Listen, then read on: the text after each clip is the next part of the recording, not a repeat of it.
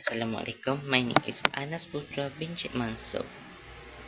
I'm from PHM 112 Group E2. Today I want to elaborate on the feature to consider when selecting equipment. First, I want to talk about the design. The design of the equipment should complement the area available and its function. For example, we use layout for premise design.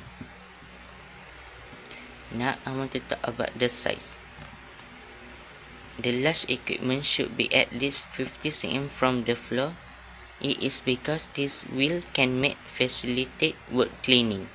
After that, it should be sealed to the floor so debris cannot accumulate. Paint it or mounted on a caster so that it is movable. Otherwise, for equipment that is placed on the counter, it should be on a 10 cm lid to make it. It is because the size small, light and easy to lift. Now I want to talk about the cost. Net is the major cost associated with equipment such as purchase price, installation cost, operating cost, maintenance cost, and finance charge. It is because there are some equipment is damaged and not available to use it. Thus, we need to replace a new one. Last but not least, I want to talk about safety. Lastly, when designing the layout and choosing the equipment, all staff and consumers need consider the safety first. Furthermore, the floor chosen should not be slippery and must be durable to prevent cracks and crevices. It is because to prevent accident in kitchens. Hi, Assalamualaikum. My name is Muhammad Ahmad bin Amran and I'm from PHM 112 E1. And now I want to talk about construction material of kitchen equipment. First, in the construction of food processing equipment and service, the focus of material of construction equipment lays on the prevention of food contamination with microorganisms, dirt, chemical and physical substance during the short period of contact between the product and equipment surface. The equipment should be constructed from materials that should not react with food product. The material of construction must be first have physical durable and mechanical stable. It means the material must be strong, hard, torque, impact and crack resistant. Crack resist to wear, tear and abrasion. Also, it must easy to machine in specific size and shape and to join continuous hygienic bonding or welding. Also, compatible with other material of construction. It means no metal to metal corrosion and substance, lubricant or refrigerant. The material of construction must be inert. It means the material no adulteration of the food with deleterious substance, non-reactive to oil, fat and salt. The material must be chemical resistant, especially to the food, cleaning agent and disinfectant. Other way, you must heat and cold resistant to avoid from crack, scratch and pit. And lastly, the equipment surface must be hygienic.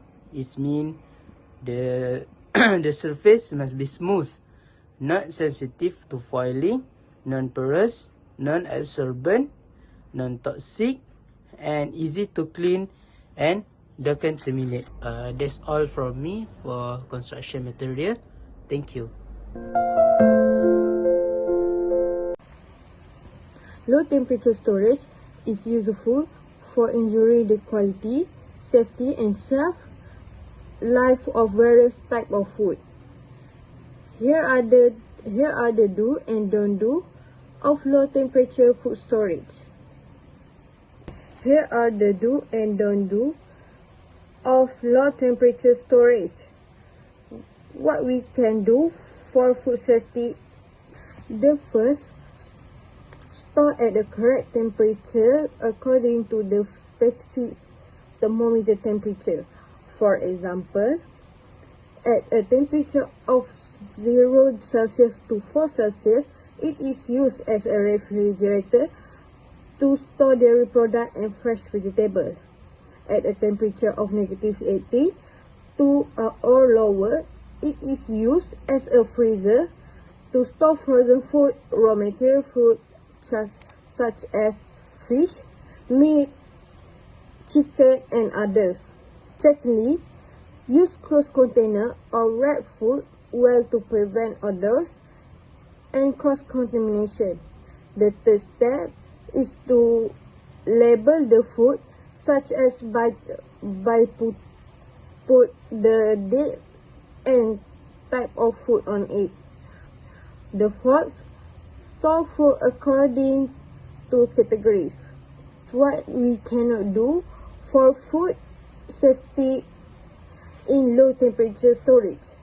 The first one, don't mix raw and cooked food together. The second one, do not overload the refrigerator. This is because it can obstruct the circulation of cool air.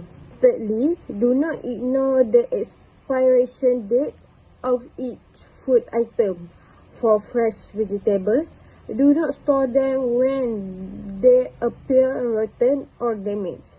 The fourth, do not use unsuitable container or wrap. And lastly, do not store the foods for long. Hi, Assalamualaikum. My name is Nadia Shahmina. Today I will discuss about what to do in case of power failure. First, we need to keep fridge and freezer doors closed. If the coolers don't seal tightly and warm air gets in, foods will spoil faster. Next, the refrigerator will keep food safe for up to 4 hours. If the power is off longer, you can surround your food with ice. You can transfer food to a cooler and fill with ice or ice gel packs. Next, you need to switch off all of electrical appliances and dispose food that partially cook. Foods that were not completely cooked cannot be finished later because of the increased risks of bacterial growth. That's all from me. Thank you. What is the difference between cleaning and sanitation? Cleaning and sanitizing enhance the safety and quality of the food, increase the life expectancy of equipment and facility, and improve overall sanitary condition. But cleaning and sanitizing are not the same. Cleaning use soap and water to remove dirt and food from surface, while sanitizing use chemical or heat to kill germs. Surface that look clean may still have germs that you cannot see, so when we do sanitizing, that can reduce these germs to safer levels. Food contact surface should be washed, rinsed and sanitized after each use to remove germs that can cause illness. If you are washing dishes by hand, all dishes and food contact surface must be washed, rinsed and sanitized between use. First, we should wash dishes with soapy water and rinse dishes until clean. After that, use hot water. Sanitize by soaking the dishes with warm water and approved sanitizer. Always air dry dishes. Don't use towel because can breed bacteria if left wet. We need to know that the dishes are reaching correct temperature for sanitization. Temperature gauges and sanitizer level must be monitored. Heat sanitizer involves soaking in hot water at 77 Celsius for at least 39 seconds. For cheap, hot water leaving the nozzle should be between 18 Celsius and 90 Celsius. When using steam and temperature of 77 Celsius for 50 minutes, or 94 Celsius for at least 5 minutes. Dishes should be allowed to air dry for 1 or 2 minutes before removing from racks. After dishes are clean and dry, handle and store them safely to minimize possible contamination. Assalamualaikum warahmatullahi wabarakatuh. My name is Alif Afiq bin Azwan and I'm from PHM 1121E1. Today I would like to describe my topic, which is about cleaning steps. Before we get into the main point, I'd like to share some information about cleaning. Usually, cleaning is affected by the types and condition of the dirt. Then, when we are cleaning, we use soap and water to remove dirt and food from surface. Now, let's go to the main point, which is cleaning steps. For your information, there are different cleaning steps on some places, especially in the kitchen. Firstly, when we sweep the floor, we use a broom to remove crumbs and prevent pests. Second is clean the trash can, which is we have to scrub the inside and outside of the trash can with soapy water and a nylon scrubber. Thirdly, as you know, we often use refrigerator to keep our food and something else. So, it's important to clean it regularly because the fridge can accumulate dirt and bacteria. Then, the step for clean the microwave and stove top is we use a detergent, then an antibacterial products. For those who didn't know antibacterial product is, actually antibacterial product are materials that fight pathogenic bacteria, either by killing them or reducing their metabolic activity. And metabolic activity refers to the total amount of energy an organism uses throughout its life, including all chemical processes that maintain life. Last but not least, actually, the steps in cleaning are intended to remove unwanted substance from an object or environment. The steps can vary depending on the situation, but some common steps include pre-clean, main clean, rinse, disinfect, final rinse, and dry. Hi, my name is Dia. I will describe a few factors that affect cleaning. Firstly, concentration. More concentrated cleaning solutions are generally more powerful and can break down a dirt and grease, while a low concentration may be less effective, especially for heavy-duty cleaning. Secondly, temperature. Warmer temperature often increase the effectiveness, especially for breaking down grease and oil. However, some of the material might be sensitive to the heat. Thirdly, contact time. Allowing cleaning product to sit on surface for the recommended amount of time can enhance effectiveness, especially for stain removal. However, if it allowed to do sit on surface for a long time, it can reducing the effectiveness. Lastly, water hardness. Hard water can leave mineral deposit, reducing the effectiveness of cleaning agent.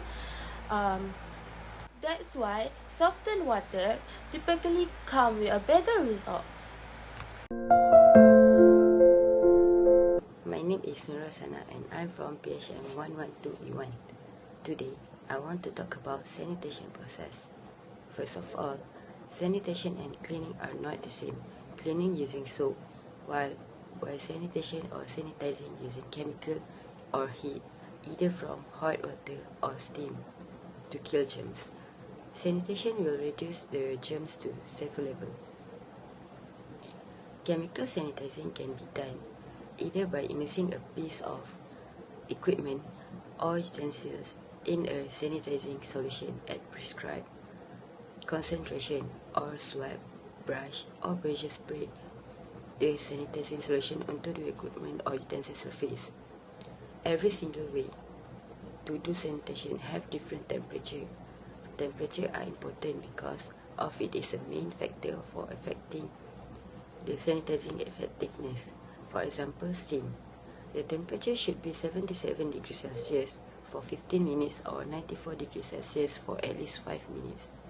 Heat sanitizing involves soaking into hot water in 77 degrees Celsius for at least 30 seconds for it to fully absorb the chemical before use it.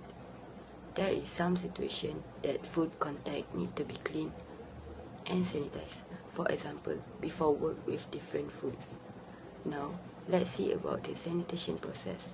Firstly, scrape or remove food bits from the surface and throw the leftover bits into the garbage. Make sure it is clean and free from food that can attract germs and can cause illness. Second is wash the surface. After scrape, wash the surface using water and soap. Why are we using soaps? Well, last a few minutes.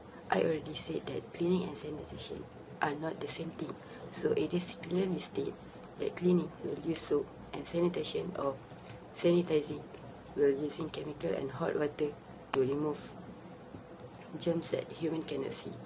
Third, rinse the surface.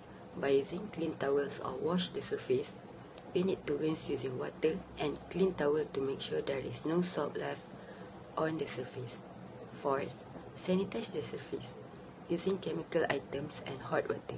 One thing to remember is chemical sanitizers must be mixed following the label direction, and soap should not be added into sanitizer. Also use the test strip to make sure the chemical are not too strong or too weak. Lastly, allow the surface to air dry for a while. And that's all from me. Thank you.